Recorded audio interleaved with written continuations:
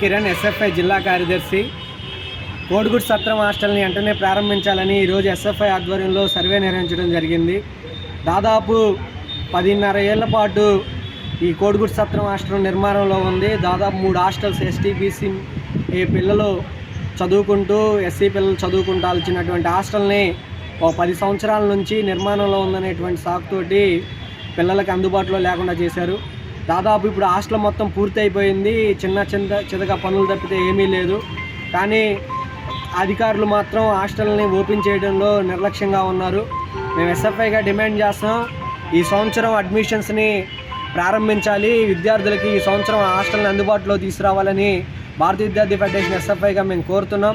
లేని పక్షంలో పెద్ద ఎత్తున కూడా ఆందోళన దిగుతామని అక్కడ ఉన్నటువంటి గుంటూరు జిల్లా అధికారులకి హెచ్చరిస్తున్నాం.